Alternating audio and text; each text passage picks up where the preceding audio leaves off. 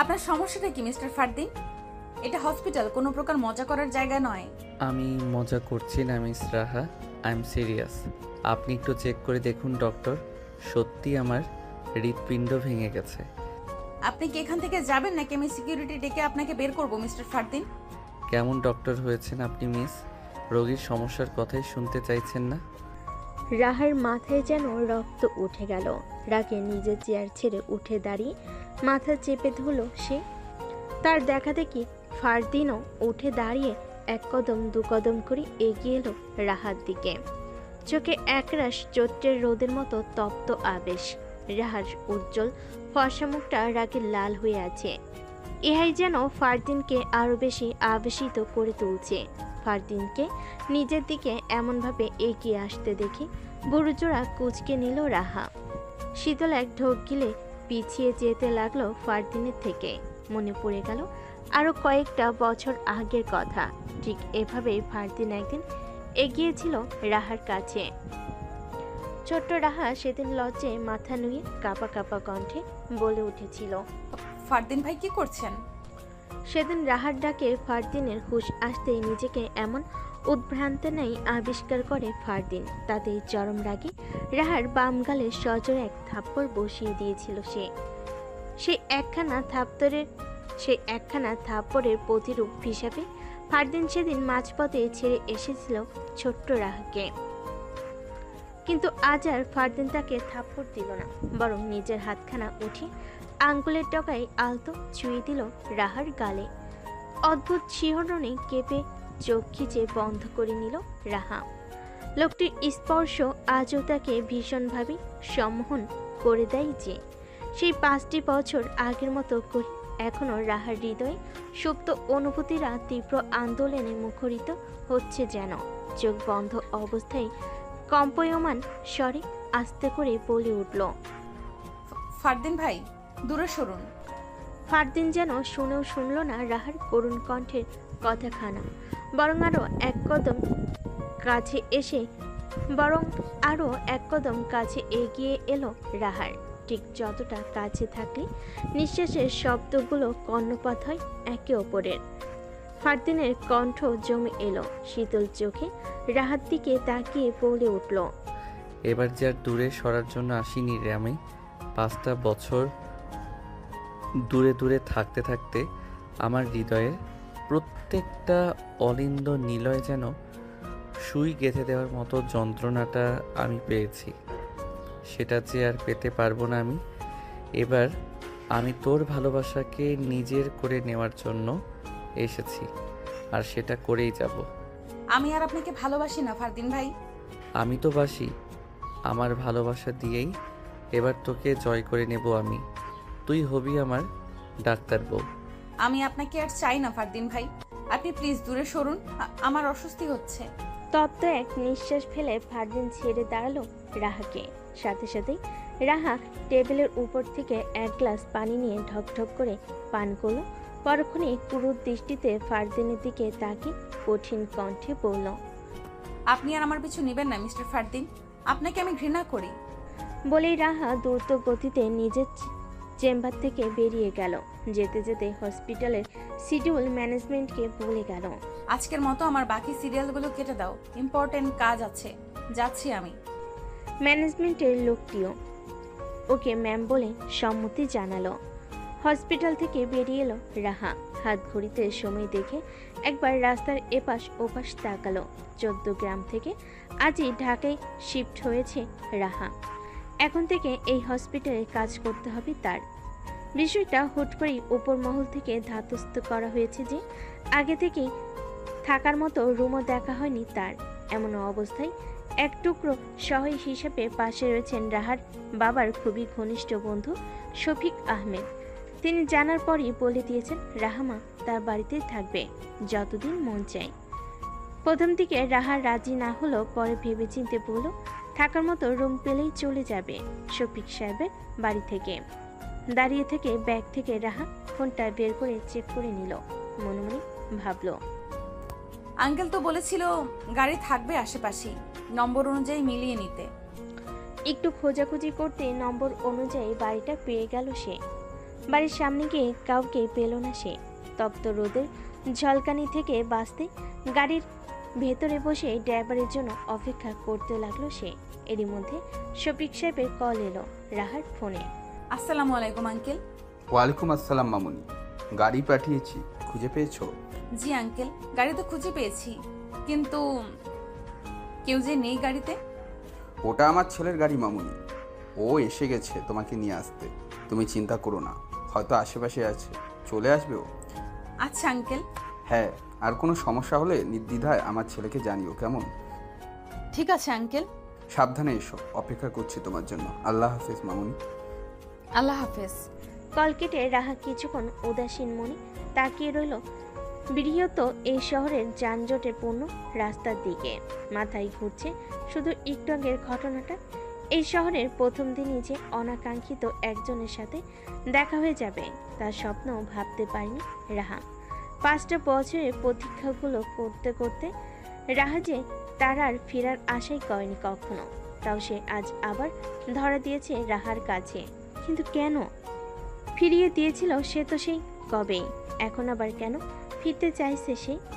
Driving সিটে কেউ একজন এসে বসতেই রাহা এক পলক সামনে তাকালো। লোকটার মুখ দেখা যাচ্ছে না খুব একটা পেছন থেকে। রাহার বিন্দু পরিমাণ আগ্রহ নেই তাতে। শব্দপণে নিজের চোখ দুটি মুছে নিজেকে সামলানোর চেষ্টা চালালো, কিন্তু চোখে যে বাদ মানার নয়। সামনে থেকে মিরর গ্লাসে এক জোড়া চোখ আবদ্ধ হলো রাহার মুখে। মুহূর্তেই সামনে থেকে টিস্যুর প্যাকেট এগিয়ে দিল রাহার দিকে। সেদিকে এক পলক তাকিয়ে রাহা বাইরে মুখ নিয়ে আস্তে করে বলল, লাগবে না ধন্যবাদ। আর কোনো টু শব্দ শোনা গেল না গাড়ি থেকে। কিছু মুহূর্ত পর গাড়ি এসে থামলো একটি ডুপ্লেক্স বাড়ির সামনে। রাহা তাকিয়ে দেখতে লাগলো সেই বাড়িটি। দেখে এতটাই মগ্ন ছিল যে তার খেয়ালই নেই গাড়ি কখন থামলো। তখনই পাশ থেকে গাড়ির দরজা খুলে কেউ একজন বলে উঠল, নেমে আসুন মিস রাহা। কথার ঘোর কাটতেই রাহা তাকিয়ে দেখলো এতক্ষণ ড্রাইভ করা লোকটি আর কেউ নেই, বরং ফারদিন আহমেদ। তাকে দেখেই রাহার রাগ চরমে উঠে গেল। বুড়ো কুচকে রাগী স্বরে জিজ্ঞেস করে উঠল, আপনি আপনি এখান পর্যন্ত চলে এসেছেন আমার পিছু নিতে নিতে? জি না ম্যাম, আমি আপনার পিছু নেইনি। একদম বাজে কথা বলবেন না। আপনি এখানে কেন এসেছেন? কেন আপনি আমার পিছু ছাড়ছেন না? আগে গাড়ি থেকে নামুন। না, আমি নামবো না। আপনি আমাকে কোথায় নিয়ে এসেছেন? আপনার যেখানে আসার কথা ছিল সেখানেই নিয়ে এসেছি, আসুন। রাহা কিছুতেই নামতে রাজি হচ্ছে না। বেশ অনেকক্ষণ পর ফারদিন বিরক্ত হয়ে তার একটি কথাও না বলে সোজা রাহাকে পাজা করে তুলে নিল। ঘটনাটা অনুধাবন করতেই রাহা চেঁচাতে লাগলো, ফারদিন নাছোড়বান্দা। সে একটুও কথা না বলে সোজা রাহাকে নিয়ে হেঁটে যেতে লাগলো বাড়ির ভিতর। ড্রয়িং রুমে আসতেই শফিক সাহেব এমন কাণ্ড দেখে তড়িঘড়ি করে উঠে দাঁড়ালেন সোফা ছেড়ে। গলা খাকারি দিয়ে জিজ্ঞেস করলেন, কি হয়েছে ফারিদা? কি হয়েছে ফারদিন? রাহা মামুনিকে এভাবে কেন আনছিস? ফারদিন এবার রাহাকে কোল থেকে নামিয়ে দাঁড় করিয়ে বলল, তোমার রাহা মামুনি ভেতরে আসতেই চাইছিল না, তাই আমার আর কোনো উপায় ছিল না এটা ছাড়া। শফিক সাহেব এবার রাহার দিকে তাকিয়ে জিজ্ঞেস করল, রাহা মামুনি, কি হয়েছে তোমার? আমার ছেলে কি কোনো বাজে ব্যবহার করেছে? রাহা আস্তে ধীরে শফিক সাহেবের পা ছুঁয়ে সালাম করে অবাক নেত্রে জিজ্ঞেস করলেন, উনি আপনার ছেলে আঙ্কেল? হ্যাঁ, তোমাকে বলছিলাম না আমার ছেলে তোমাকে নিয়ে আসবে। ও, এ তো সেই ফারদিন। রাহা অবাক লোচনে তাকাল ফারদিনের দিকে, যে এতক্ষণে শিরবে উঠতে উঠতে শফিকের উদ্দেশ্যে বলছিল। ও আমাকে ভালো করেই চিনে আব্বু, তুমি আর নতুন করে চিনিয়ে দেওয়া লাগবে না। বলতে বলতে ফারদিন নিজের রুমে উদ্যত হলো। শফিক সাহেব রাহাকে কোমল কণ্ঠে জিজ্ঞেস করলো, ফারদিনকে তুমি আগে থেকে চিনো কিভাবে? 5 বছর আগে উনি আমায় টিউশন পড়িয়েছে কয়েক মাস, ওইভাবেই চিনি। ও আচ্ছা। ঈশা খানম আঁচলে হাত মুছতে মুছতে এগিয়ে এলেন রাহার কাছে। কেমন আছো মামনি? কত বছর পর তোমাকে দেখছি। আলহামদুলিল্লাহ ভালো আন্টি, আপনি কেমন আছেন? ভালো আছি। কতক্ষণ ধরে দাঁড়িয়ে আছো? বসো, একটু জিরিয়ে নাও, তারপর রুমে গিয়ে ফ্রেশ হয়ে নিও। রাহা হালকা হেসে সোফায় বসলো শফিক সাহেব তার সাথে টুকিটাকি কথা বলছেন। তবে রাহান মন মস্তিষ্ক জুড়ে এক অবাধ চিন্তা। না জেনে সে আবার নিজেকেই কি ফারদিন ভাইয়ের হাতে ধরা দিয়ে ফেল। কিন্তু রাহা যে তা চায়নি একদমই। ফারদিন ভাইকে সে ভুলতে চায়, কিশোর বয়সের আবেগকে সে পিছু ছাড়াতে চায়। কিন্তু কিভাবে? ভাবনার মাঝেই মেন গেট থেকে একটা পিচ্চি মেয়ে ছুটে এসে দাঁড়ালো রাহার সামনে। মুচকি হেসে বলল, হ্যালো আপু, আমি হিয়া। আর তুমি? রাহা মুচকি হেসে হিয়াকে নিজের কোলের উপর বসিয়ে বলল, আমি রাহা। তুমি আমায় চেনো? হ্যাঁ চিনি তো, তোমার ছবি দেখেছি আমি কতবার, তাই না বড় আপু? বলে শফিক সাহেবের দিকে তাকালো সে। শফিক সাহেবও হাসলো। হ্যাঁ হ্যাঁ, তো রাহা মামুনি, ও হলো আমার ছোট ভাই রায়হানের মেয়ে। তুমি নিশ্চয়ই শুনেছ ওর কথা। হ্যাঁ শুনেছি তো, হিয়া তো খুব মিষ্টি মেয়ে। হিয়া উল্টো ফিরে রাহার দুগাল টেনে বলল, তুমিও খুব মিষ্টি দেখতে আপু। বলে আবার ছুটল নিজের ঘরের দিকে। হিয়ার মা সীমা বেগমও এসে রাহার সাথে টুকটাক কথা বলে নিল। তার বড় এক ছেলে আছে নাকি, নাম সিফাত। কিছুক্ষণ সবার সাথে গল্প করার পর রাহাকে তার নির্ধারিত রুম দেখিয়ে দিল। তারপর রাহা ফ্রেশ হয়ে নিজের মা বাবার সাথে কথা বলে নিল ফোনে। সবকিছু সেরে নিচে নেমে এলো। আবার তাকে দেখে দিশা খানম ডেকে বলেন, মামুনি টেবিলে আসো, নাস্তা করে নাও। এসেছো ধরে কিছুই খাওনি। রাহার কথা বাড়ালো না। টেবিলে ইতিমধ্যেই হিয়ার বাবা রাহেন শফিক সাহেব উপস্থিত ছিলেন। নাস্তা করতে করতে রাহেন হেসে রাহাকে জিজ্ঞেস করল, তো প্রথম দিন হসপিটাল কেমন কাটলো মামুনি? জি মোটামুটি ভালো আঙ্কেল। দেখো মামুনি, যেহেতু তুমি একজন হার্ট সার্জন, তাই আশা করছি ইমার্জেন্সি ছাড়া তেমন সমস্যা হবে না তোমার। জি। তোমার বাবা বললো তুমি নাকি অন্য কোথাও থাকার জায়গা খুঁজছো। কথার মাঝেই উপর থেকে ফারদিন এসে একদম রাহার চেয়ার বরাবর টেনে বসলো। তাকে দেখে একটু নড়েচড়ে বসলো রাহা। এক নজর উঠে ফারদিনের মুখের দিকে তাকাতেই বুকের ভিতর দিম দিম আওয়াজে ঝড় উঠলো যেন। এ কেমন অনুভূতি হচ্ছে রাহাত? লোকটার এক নজর এত কেন তীর্যক? আমাদের বাড়িতে থাকতে কি তোমার অস্থির হচ্ছে মামুনি, নাকি তুমি আমাদের আপন ভাবো না? না না আঙ্কেল, এমন কিছুই নয়। আসলে হসপিটাল থেকে হুট করে এভাবে শিফট করে দিল যে আমি আগে থেকে বাসাও ঠিক করতে পারিনি। এই জন্য আপনাদেরও সমস্যায় ফেলতে হচ্ছে। তাই ভাবছিলাম। দেখো মামুনি, এটা ঢাকা শহর, এখানে বাসা তুমি খুঁজে পাইতেই পারো, কিন্তু নিরাপত্তা পাবে না তুমি ওইভাবে। কিন্তু নিরাপত্তা পাবে না তুমি ওইভাবে। আর আমাদেরকে তুমি নিজের লোকই ভাবতে পারো। যতদিন আছো একসাথেই থাকো না। তোমার হসপিটালও এখান থেকে একটু পথই। রাত বিরাতে ইমার্জেন্সি হলে যেতে অসুবিধা হবে না এখান থেকে। কি বলিস ফারদিন? বাবার প্রশ্নে ফারদিন শুধু হুম বলেই খাওয়াই মনোযোগ দিল। আবার শফিক সাহেব আবারও বলতে শুরু করলো, আর এখানে থাকলে ফারদিনও তোমার খুঁটিনাটি বিষয়ে হেল্প করতে পারবে, যেহেতু তোমরা আগে থেকে পরিচিত। রাহ একবার মুখ তুলে ফারদিনের দিকে তাকাতেই চোকাচুকি হলো দুজনার মতেই রাহাত চোখ নামিয়ে নিল।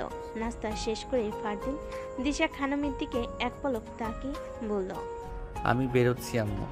তাড়াতাড়ি ফিরবি। দেখি। বলে আর দাঁড়ালো না সে, বেরিয়ে গেল বাড়ি থেকে। রাহাত তার যাওয়ার পানে তাকিয়ে আবার মনোযোগ দিল খাওয়ায়। একটু পরে রুমে গিয়ে মন টিকলো না রাহাত। নিজের পরিচিত রুমটা ছেড়ে হুট করে কি নতুন একটা ঘরকে আপন করে নেওয়া চাই। কিছুক্ষণ এদিক সেদিক করে আবারও বাধ্য হয়ে নিচে নেমে এলো সে। শীতে নামার সময় দেখলো দিশা খানম আর সীমা বেগম সোফায় বসে টিভি দেখছে। পাশেই হিয়া তার এক ঝুড়ি খেলনা নিয়ে খেলছে। রাহকে দেখি দিশা খানম ডেকে উঠলেন, এদিকে এসে বসো মামুনি। রাহা এগিয়ে গিয়ে দিশার পাশেই বসলো। রাহার চোখ দুটি লাল হয়েছে। তা দেখে দিশা আলতো হাতে রাহার চুলে হাত বুলিয়ে দিয়ে বলল, শরীর খারাপ লাগছে মামুনি? তেমন কিছু না আন্টি, সারাদিনের জার্নির জন্য একটু ক্লান্ত। তো রুমে গিয়ে একটু ঘুমিয়ে নাওনি কেন? রুমে একা একা ভালো লাগছে না। দিশা হাসলো, নিজের কোলের দিকে ইঙ্গিত করে বলল, এখানে মাথা রেখে শোতো দেখি, আমি মাথায় বিলি কেটে দিচ্ছি। দেখো ভালো লাগবে একটু। রাহা দ্বিমত করল না। হালকা হেসে আলতো করে দিশা খানমের কোলে শুয়ে পড়ল। দিশা খানমও আলতো হয়ে রাহার চুলে বিলি কেটে দিতে লাগলো। এভাবেই চলতে লাগলো। কখন যে রাহার চোখ লেগে এলো তা বুঝতে পারল না। একটু পরে বাড়ি ফিরল ফারদিন। ড্রয়িং রুম পেরিয়ে সিঁড়ি বেয়ে উপরে উঠতে গিয়ে থমকে গেল। সোফার দিকে নজর পড়তে ঠোঁটে কোণে এক চিলতে হাসি এগিয়ে এলো দিশার রাহার কাছে। ফারদিনের আগমন লক্ষ্য করে হিয়া রাহার দিকে তাকিয়েই দেখল রাহা ঘুমে বিভোর। বাচ্চা হাসতে হাসতে জোরে বলে উঠল, ওমা, রাহাপু ঘুমিয়ে পড়েছে। ভাইয়া দেখো দেখো, আপুও কুজো হয়ে ঘুমায়। ফারদিন লক্ষ্য করলো রাহা আসলেই বাচ্চাদের মতো দুহাঁটু ভাঁজ করে কুজো হয়ে ঘুমিয়ে আছে। তিনজন বসার জন্য সোফার এক পাশে দিশা খানম আর কোলে মাথা রেখে রাহাত, আর বাকি দুই সিটে রাহা। তাও পায়ের দিকে অনেকটা জায়গা ফাঁকা পড়ে আছে। ফারদিন গিয়ে বসলো সোফার সামনের ফ্লোরে। পেছন থেকে হিয়া ছুটে এসে জোরে বলতে নিল, আমি জাগিয়ে দিচ্ছি আপুকে। আপু, এই যে আপু, উঠো, আমরা খেলবো। তার ডাক শুনে ঘুমের মধ্যে রাহা বুর্জরা কুচকে নিল। ফারদিন দ্রুত হিয়াকে আটকে সতর্কতার সহিত মুখ চেপে আটকালো হিয়াকে। নিজের ঠোঁটের উপর তর্জনী ঠেকে হিয়াকে বোঝালো চুপ থাকতে আর রাহাকে না জাগাতে। রাহা আর মোড়া ভেঙে আবারও নড়ে ছেড়ে উঠল। এক পাশে ফেরা থেকে এবার একটু সোজা হয়ে শুয়ে পড়ল। এদিক সেদিক করতে করতে নিজের ডান হাতখানা মেলে দিল সোফার বাইরের অংশে। ফারদিন দ্রুত সেই হাতখানা নিচে ঝুলে পড়া থেকে আটকিয়ে সপ্তপনে নিজের এক কাঁধে ঠেকিয়ে রাখল। রাহা আবার নীরবে ঘুমে তলিয়ে গেল। নীরবতা ভেঙে এবার ফারদিন দিশা খানমকে উদ্দেশ্য করে আস্তে করে জিজ্ঞেস করলো, বৌমা পছন্দ হয়েছে আম্মু? দিশা খানম আলতো হেসে রাহার চুলে হাত বুলিয়ে দিতে দিতে বলল, খুব লক্ষ্মী মেয়েটা, আমার খুব পছন্দ হয়েছে। ফারদিন আলতো করে নিজের কাঁধে রাখা রাহের হাতটা নিজের হাতের মুঠোয় পুড়ে নিল। ঠোঁটের কাছে নিয়ে হাতের উল্টো পিঠে নীরব একটা চুমু খেয়ে বলল, আমার 5টা বছরের অপেক্ষার ফল আম্মু। কি যে কষ্ট হয়েছে তুমি বুঝতে পারছো তো? এত অপেক্ষা না করে 5 বছর আগেই তো বৌমাকে ঘরে তুলতে পারতি। আমরা কি বারণ করতাম তোকে? ফারদিন মায়ের দিকে তাকিয়ে নীরব হাসলো। পরক্ষণে রাহার মুখের দিকে তাকিয়ে আস্তে করে বলতে লাগলো, তখন তো আমি ওর যোগ্য ছিলামই না আম্মু। এই যে ঘুমন্ত পরীরে যোগ্য সম্মাননায় নিজের করে নেওয়ার জন্যই আমার অদম্য জেদ আমাকে আজ এই পর্যায়ে নিয়ে এসেছে। এখন আমি সফল আর আমার পরীটার যোগ্য। তা ওকে জানিয়ে দিলেই তো পারতি। শুধু শুধু মেয়েটাকে এতগুলো বছর কষ্ট দিলি। সেদিন যদি আমি ওকে আমার মনের অনুভূতি জানাতাম তাহলে আজও সফল হতে পারতো না। ওর এইচএসসি এক্সাম ছিল আম্মু, কিন্তু ওর চিন্তাভাবনা পুরোটা জুড়েই ছিলাম আমি। আমাকে নিয়ে ভাবতে ভাবতে ও এতটাই বিভোর থাকতো যে পড়ালেখায় তার মনই থাকতো না। তাই বাধ্য হয়ে ওর মন থেকে সরে আসতে হয়েছে আমার। আমি সরে এসেছি বলেই এই 5 বছরে ও নিজেকে প্রতিষ্ঠিত করতে পেরেছে। ততদিনে যদি অন্য কেউ ওকে নিয়ে যেত? এত সহজ? আমি ওকে ছাড় দিয়েছি আম্মু, কিন্তু ছেড়ে দেইনি। 5 বছর আগে থেকেই ওর সব কিছু আমার জানা। ও কখন কোথায় যায়, কার সাথে মিশে, কে ওর কাছে যাওয়ার চেষ্টা করেছে, সবটা আমার জানা। আমি আমার কলিজার দিকে কাউকেই হাত বাড়াতে দিব না আম্মু। যা হয়েছে হয়েছে, এবার নিজেদের মধ্যে সব মনোমালিন্য মিটিয়ে নিয়ে আমার বৌমাকে সসম্মানে নিজের করে নে। আর কষ্ট দিস না মেয়েটাকে। ধৈর্য তো আরেকটু ধরতে হবে আম্মু। সেই 14 গ্রাম থেকে ম্যাডামকে এখান পর্যন্ত আনার জন্য আমার 2 মাস সময় লেগেছে। কতটা দৌড়ঝাঁপ করতে হয়েছে তা আমি বুঝতে পারি। দিশা তপ্ত এক নিঃশ্বাস ফেল। এখন কি করবি? ও যদি এত কিছু বুঝতেই না পারে? ফারদিন উত্তর দিল না। নীরবে রাহার মুখের দিকে তাকিয়ে হাসলো একটুখানি। আমি ওকে জানিয়ে দিই বরং, ডিনার সেরেই ঘুমাক। না আম্মু, জাগিও না।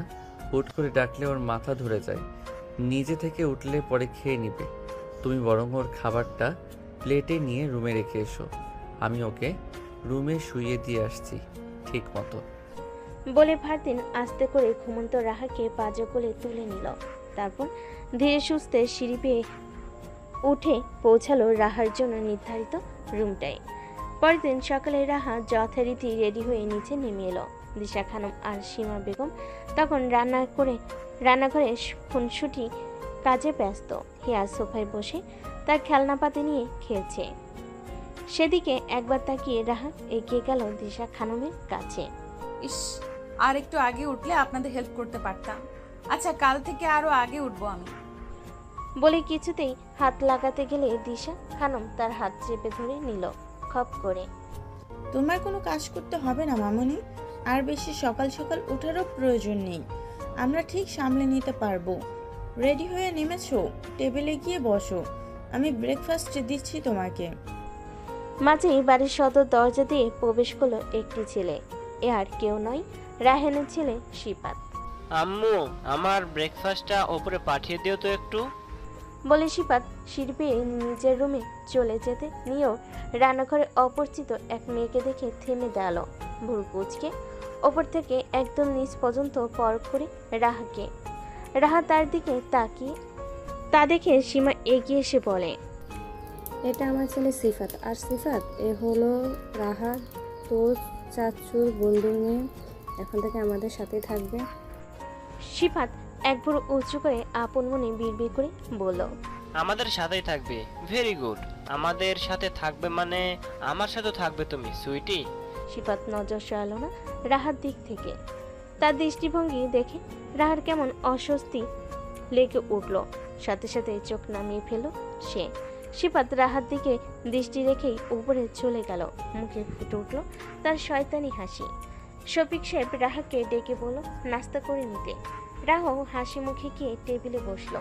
একটু পরে ফারদিন একেবারে ফর্মাল গেট আপ নিয়ে এসে বলল রাহার বরাবর এসে বসলো রাহার বরাবর চেয়ারে। রাহা তাকালো তার দিকে। বলতে গেলে এই প্রথমবার ফারদিন হেসে ফর্মাল এই গেট আপে দেখছে। 5 বছর আগে যে কয়েক মাস রাহাকে পুড়িয়েছে সেও কোনোদিন এত সুন্দর করে জানি। সবই এই নর্মালের মধ্যে শার্ট না হয় টি শার্ট পরতো সে, কিন্তু আজ একেবারে ইন করে ব্লেজার সহ। রাহা কি একটু হলো চোখের তৃষ্ণা মিটাচ্ছে। হ্যাঁ, হয়তো হ্যাঁ, যতই মুখে বলুক সে ফারদিনকে ঘৃণা করে, কিন্তু আসলে যে রাহার মনের মধ্যে সমস্তটা জুড়ে আজও ফারদিন ভাই এর বসবাস। সে 5টা বছর আগের মতোই আজও তো রাহা ফারদিনকে দেখলে তার চোখ ফেরাতে পারে না। Good morning everybody. ফারদিনের হাসকি কণ্ঠের আভাস পেয়ে ঘোর কাটলো রাহার। দ্রুত চোখ সরিয়ে নিয়ে খাওয়ায় মনোযোগ দিল সে। Good morning. গুড মর্নিং বেটা। গুড মর্নিং ভাইয়া। রাহা কোনো প্রকার জবাব দিল না। তা দেখে ফারদিন ইচ্ছে করে রাহার দিকে তাকিয়ে সরাসরি বলল, গুড মর্নিং রাহা। রাহা অপ্রস্তুত হলো। ফারদিন যে ইচ্ছে করে সবার সামনে এভাবে কথা বলছে তা ঠিকই বুঝতে পারছে সে। সবার দিকে একবার তাকিয়ে আস্তে করে উত্তর দিল, গুড মর্নিং। তো ফারদিন, অফিসে যাচ্ছিস? হ্যাঁ আব্বু, গতকাল মিস দিয়েছি। কোম্পানির কিছু প্রজেক্টের কাজ বাকি রয়ে গেছে, সেগুলো আজকেই সাবমিট করে দেব। তুই বেশি চাপ নিস না ফারদিন, নিজেদের কোম্পানি ছোটোখাটো প্রফিট এগুলো 2-1 দিন লেট হলেও সমস্যা নেই। না চাচ্ছু, নিজেদের কোম্পানি বলে হেলামি করব এমনটা নয়। সময়ের কাজগুলো সময়ে করে নেওয়া ভালো, যদি না কোনো অন্য সমস্যা থাকে।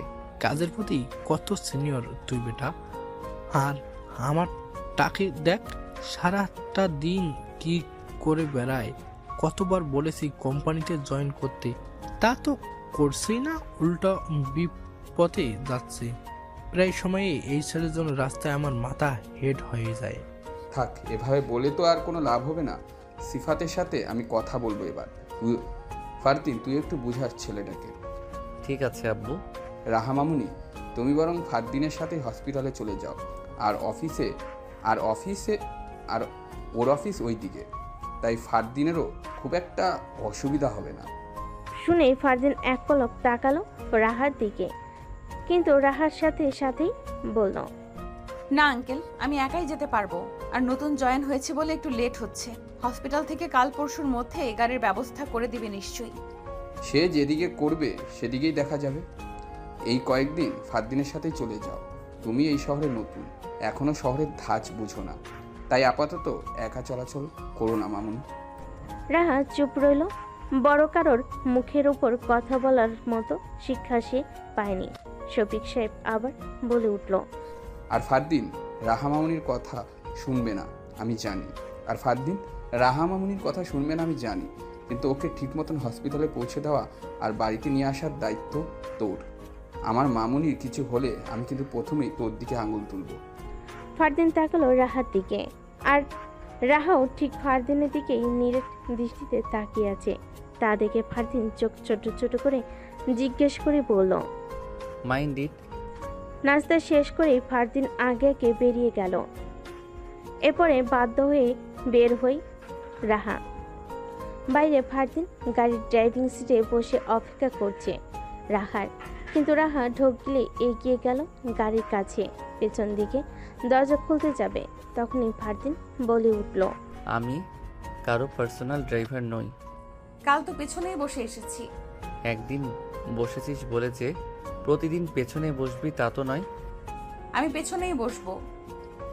এতে হলে হবে, না হলে আমি একাই চলে যেতে পারবো। তুই ভুলে যাস না, সময় এগিয়ে গেলেও ফারদিন বদলে যায়নি। হ্যাঁ, আপনি আপনার স্ট্রিক্ট নিয়ম অ্যাটিটিউড নিয়েই থাকুন। আপনি পরিবর্তন না হলেও রাহা ঠিক পরিবর্তন হয়ে গেছে। এখন আর কারোর জন্য উদ্গ্রীব নয় সে। ফারদিন বাঁকা হাসল। হতে কতক্ষণ? রাহা নিজের জেদ বজায় রেখেই পেছনে ছিটে বসলো।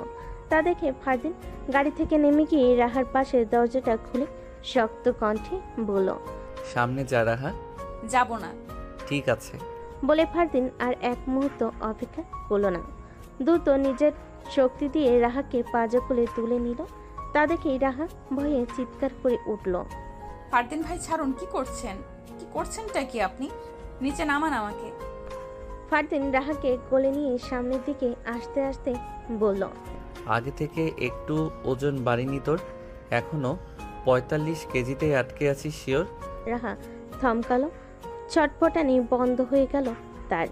নীরব দৃষ্টিতে ফারদিনের দিকে তাকিয়ে ভাবতে লাগলো, ফারদিন ভাই এখনো আমার কথা মনে রেখেছে? 5 বছর আগে যে আমার সবটুকু মনে আছে তার। কিন্তু কেন? আমায় তো উনি ভালোবাসেন না। রাহার ভাবনার মাঝে ফারদিন তাকে ফ্রন্ট সিটে বসিয়ে দিল। সযত্নে সিট বেল্টটাও লাগিয়ে দিল রাহার। রাহা শুধু নীরব দৃষ্টিতে তাকিয়ে দেখতে লাগলো ফারদিনের কাজগুলো। ফারদিন ফের আবার এসে নিজের সিটে বসে গাড়ি স্টার্ট দিল। বিকেলের দিকে আর্জেন্ট একটা অপারেশনের কারণে রাহাকে হসপিটালে গাড়ি করে কাছের আরেকটা হসপিটালে নিয়ে যাওয়া হয়েছে। এদিকে তার ইয়াক টাইম শেষ। ফারদিন রাহার হসপিটালের সামনে অনেকক্ষণ গাড়িতে ওয়েট করার পরও রাহা বের হচ্ছিল না বলে তাই বেশ কিছুক্ষণ পর এক প্রকার বাধ্য হয়েই হসপিটালের ভেতর ঢুকলো সে। রাহার চেম্বার চেক করে দেখল রাহা নেই। ভুরজোড়া কুচকে রিসেপশনিস্টের কাছে জিজ্ঞেস করলে তিনি বলেন, সরি স্যার, ডক্টর রাহা অলরেডি চলে গেছেন। ওনার অ্যাক্সেস টাইম আরও 1.5 ঘন্টা আগে। ফারদিন ভাবল, রাহা কি ইচ্ছে করে আগে আগে চলে গেছে আমার সাথে ফিরবে না বলে? ভেবেই ফারদিন দ্রুত তার মায়ের নম্বরে কল দিল। হ্যালো আম্মু। হ্যাঁ বাবা বল, হঠাৎ এই সময় কল দিলি যে? রাহা কি বাড়িতে? কই না তো, মামনি তো ফিরেনি এখনো। কোনো সমস্যা বাবা? না না, আচ্ছা আমি হসপিটালে দেখছি ওকে। বলে কল কেটে দিল। মুহূর্তেই খানিক চিন্তায় পড়ে গেল সে। কোথায় যেতে পারে রাহা? শহরটা যে তার কাছে একদমই নতুন। ফারদিন এবার কল দিল রাহার নাম্বারে।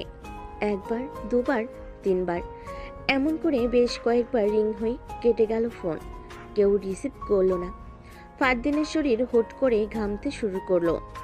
তার 5 বছরের অমিলান ভালোবাসার একটা হিরে এই রাহা। এতগুলো বছর দূর থেকে দেখে শুনে রেখেছে ফারদিন রাহাকে, আর এই এখন শেষ মুহূর্তে এসে বুঝি কাছ থেকেও রাহাকে সে সামলে নিতে পারছে না।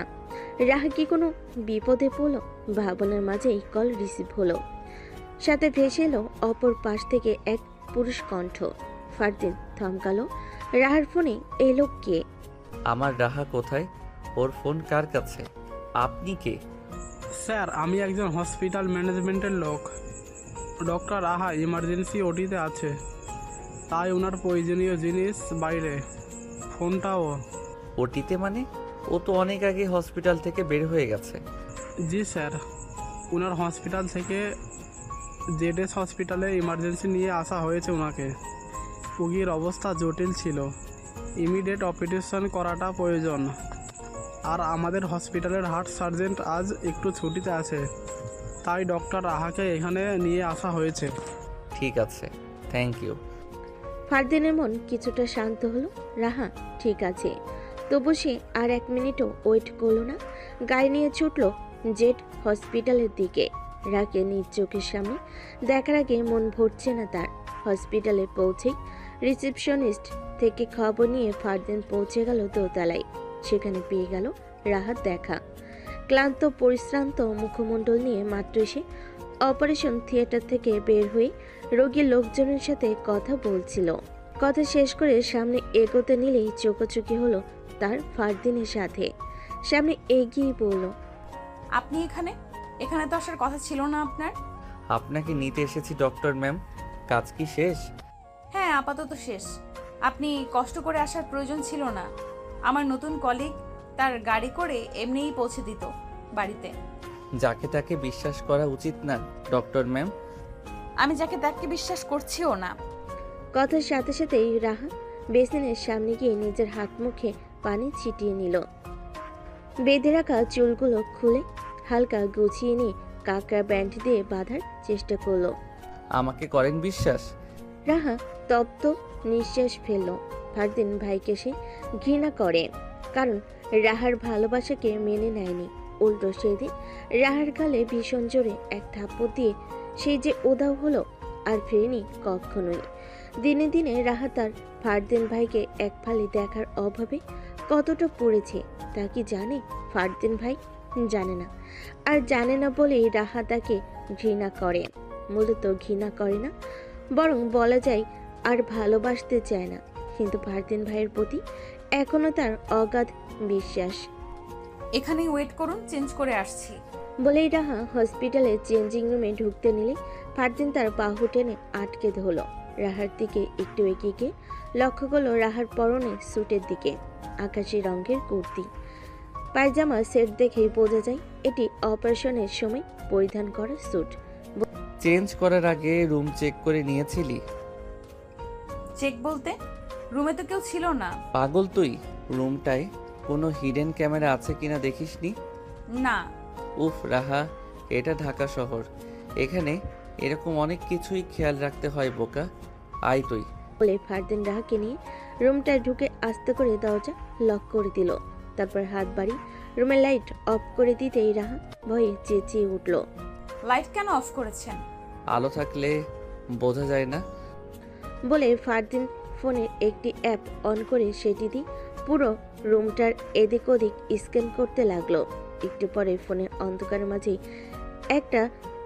ছোট্ট একটা লাল বিন্দু দেখা গেল। তা দেখে ফারদিন আস্তে করে বলল, ওই দেখ ক্যামেরা এইখানে। কথাটা শোনা মাত্রই রাহার বুক কেঁপে উঠল। পেছন থেকে দু হাতে ভয়ে ফারদিনের বাহু চেপে ধরল। তটস্থ কণ্ঠে বলল, ফারদিন ভাই। রাহার এমন ভীত ভাব দেখে ফারদিন দ্রুত হাত বাড়িয়ে লাইট জ্বালালো। রাহার দিকে ফিরে চোখ ছোট ছোট করে তাকাতে রাহা মুখ নামিয়ে ফেলল। মিনমিন করে বলল, আমি যে এখানে একটু আগে চেঞ্জ করেছি। রাহা ভয় পাচ্ছে, তার কারণ রাহা এখনো ফারদিনের বাহু চেপে ধরে রেখেছে। ফারদিন নিজের হাত আস্তে করে রাখলো রাহার হাতের উপর। এটা হয়তো কিছুটা আশ্বস্ত করার আভাস। রাহা এখনো গোল গোল চোখে ফারদিনের মুখের দিকে তাকিয়ে আছে। এবার ফারদিন এক হাতে টিস্যুর প্যাকেট থেকে টেনে টেনে একসাথে 4-5টা টিস্যু নিয়ে ভিজিয়ে দলা করে মারল ওই যে ক্যামেরাওয়ালা জায়গাটায়। না, চেঞ্জ করে নে, এখন সমস্যা নেই। বলে ফারদিন বেরিয়ে যেতে নিলেই রাহা আবার পিছু ডাকলো তাকে। ফারদিন ভাই, হুম, আগে যে চেঞ্জ করলাম সেটা। দেখছি। ফারদিনের কথা শুনে রাহা চোখ বড় বড় করে বলল, দেখছেন মানে? ফুটেজ ডিলিট করাচ্ছি, বুদ্ধু একটা। বলে ফারদিন চলে গেল। রাহাও সেদিকে তাকিয়ে দরজা আটকালো। চেঞ্জ করে রাহা দেখলো না ফারদিনকে। এদিক ওদিক তাকিয়ে একটু খুঁজে দেখলো, কিন্তু নেই সে। রাহা এবার নিচতলায় নেমে ম্যানেজমেন্টের দিকে রওনা হলো, কারণ অপারেশন থিয়েটারে ঢোকার আগে নিজের সাথে আনা জিনিসপত্র সেখানে জমা রাখা হয়। ম্যানেজমেন্টের কাছে পৌঁছাতেই দেখলো ফারদিন সেখানেই আছে, খুব মনোযোগ দিয়ে দুজনের সাথে কথা বলছে। রাহাকে চোখে পড়তে চোখ নামিয়ে জিজ্ঞেস করলো, হয়ে গেছে? হুম। তাহলে যাই এখন। ফুটেজটা? অল ওকে, চল। বলেই ম্যানেজমেন্ট থেকে রাহার জিনিসপত্র নিয়ে বেরিয়ে এলো ফারদিন আর রাহা। গাড়িতে সামনে বসতে এবার আর রাহাকে জোর করতে হয়নি, নিজে নিজেই এসে বসেছে সে। ফারদিনও ড্রাইভিং সিটে বসে এক পলক তাকালো রাহার দিকে। মেয়েটাকে ক্লান্ত লাগছে, এই যে সিটে কেমন হেলান দিয়ে চোখ বন্ধ করে রয়েছে। ফারদিন একটা ঘন নিঃশ্বাস ফেলে একটু ঝুঁকে গিয়ে রাহার সিট বেল্টটা লাগিয়ে দিল। নিজের খুব কাছাকাছি ফারদিনের উপস্থিতি অনুভব করতে চোখ মেলে তাকালো রাহা। সাথে সাথে দুজনের চোখাচোখি হলো। ফারদিন ঠিক হয়ে বসে গাড়ি স্টার্ট দিল। ওনারা যে এভাবে রুমগুলোয় ক্যামেরা দিয়ে রাখে, এটা তো অবৈধ। তাহলে আপনি জানার পরেও কমপ্লেন করেননি কেন? এটা সব ক্ষেত্রে অবৈধ নয়, উপর মহল থেকে অনুমতি নিয়েই এমন ব্যবস্থা করা হয়েছে সেফটির জন্য। অনেক কিছুই হতে পারে সেখানে, তাই। তার মানে সবাই সবকিছু দেখে? ফারদিন তাকালো রাহার দিকে। রাহার কৌতূহলী দৃষ্টি দেখে নীরবে হাসলো সে। সামনে তাকিয়ে আবার বলল, মহিলাদের চেঞ্জিং রুমের কন্ট্রোল মহিলা কর্মচারীকে দিয়েই করা হয়, আর যারা আগে থেকেই জানে তারা গিয়ে ক্যামেরাটা ঢেকে দেয়, আর না হলে পরে ওইটুকু রেকর্ড ডিলিট করে দেয়। আমারটা ডিলিট করেছি, চিন্তা নেই। আপনি করেছেন? ফারদিন তাকালো না রাহার দিকে। গাড়ি চালাতে চালাতেই সামনে তাকিয়ে হাসলো, কিছু বলল না। রাহাও কিছু মুহূর্ত ফারদিনের দিকে জিজ্ঞাসু দৃষ্টিতে তাকিয়ে থেকে দৃষ্টি নামিয়ে নিল। আর যাই হোক, ফারদিন ভাই যে এতটা খারাপ না সেই বিশ্বাসটুকু আছে রাহার। ফারদিন বাড়ির রাস্তা পেরিয়ে আরো সামনে এগোতে লাগলো। তা দেখে রাহা বলে উঠল, বাড়ি তো এদিকে, কোথায় যাচ্ছেন? পালাচ্ছি তোকে নিয়ে। মানে? আমার প্রতি এতটুকু বিশ্বাসও যদি থাকে তাহলে প্রশ্ন করিস না। রাহা চুপ হয়ে গেল। বেশ কিছুক্ষণ পর ফারদিন গাড়ি থামালো একটা নদীর উপর ব্রিজে। দরজা খুলে নেমে রাহার দিকে দরজাটাও খুলে দিল। আয়। রাহা নেমে এলো। চারদিকে ঝাঁঝালো বাতাস বইছে, আকাশ হালকা পরিষ্কার, তবে রোদ নেই বললেই চলে। চারদিকের মনোমুগ্ধকর পরিবেশ দেখে রাহা আনমনে হালকা হাসলো। ধীর কদমে এগিয়ে গিয়ে ব্রিজের রেলিং ঘেঁষে দাঁড়িয়ে নিচে তাকালো। নদী দিয়ে বয়ে যাচ্ছে মোটর চালিত নৌকা, দু একটা পালতোলা নৌকাও রয়েছে। রাহার এতক্ষণে ক্লান্তিরা যেন হুট করেই উধাও হয়ে গেল। কখন যে ফারদিন তার পাশে এসে দাঁড়ালো বুঝতেই পারল না রাহা। মন কি একটু ভালো হয়েছে? রাহা ফিরে তাকালো ফারদিনের দিকে। উত্তর হিসাবে হালকা হাসি উপহার দিল ফারদিনকে। বেশ অনেকক্ষণ কাটলো নীরবতায়। কেউ রাহা বলেই উঠল, হঠাৎ রাহা বলে উঠল, আপনাকে তো আমি সহ্য করতে পারি না, ঘৃণা করি। তাও আপনি কেন আমার সম্মান রক্ষার্থে এত কিছু করেন? কি করলাম? এই যে তখন চেঞ্জিং রুমের ঘটনা, আর এখন আমার মন ভালো করতে এখানে নিয়ে এলেন। এতে তো আপনারই সময় নষ্ট, তাই না ফারদিন ভাই? ফারদিন মুগ্ধ চোখে চেয়ে রইল রাহার দিকে। কি জানি কেন করছি, হয়তো এটা গত 5 বছরে তোকে দেওয়া সকল কষ্টের প্রতিদান। আমি তো প্রতিদান চাই না। আর তাহলে কি এখনো আমাকেই চাস? রাহা পারল না উত্তর দিতে। আপন মনে তাকিয়ে রইল নদীর টলমলে পানির দিকে। ফারদিন রাহার এক হাত নিজের হাতে নিয়ে হাঁটতে হাঁটতে বলল, চল। মাত্র তো এলাম, এক্ষুনি চলে যাব? ফারদিন উত্তর দিল না। রাহাও দেখতে লাগলো ফারদিনের কাহিনী। ফারদিন রাহাকে নিয়ে ব্রিজের পাশ দিয়ে মাটির এবড়ো থেবড়ো সিঁড়ি বেয়ে খুব সাবধানে রাহাকে নিয়ে নামলো নিচে। তারপর রাহাকে দাঁড় করিয়ে এগিয়ে গিয়ে একটা ছোট্ট মোটর চালিত নৌকার কাছে গিয়ে একজন লোকের সাথে কথা বলল। কথা শেষ করে হাতের ইশারায় রাহাকে কাছে ডাকলো। রাহাও এগিয়ে গেল। ততক্ষণে ফারদিন কাঠের তক্তা বেয়ে উপরে উঠে গেল নৌকায়, কিন্তু রাহা পাড়ে গিয়ে আটকে গেল। জলের স্রোতে নৌকা সহ তক্তাটাও কেমন দুলছে। এটা দেখে রাহা কি উঠবে যদি পড়ে যায়? করুণ চোখে ফারদিনের দিকে তাকাতে দেখলো ফারদিন অপর দিকে ঘুরে ফোনে কিছু একটা করছে। কোনটায় সে ফারদিনের কাছে সাহায্য চাইতে পারছে না।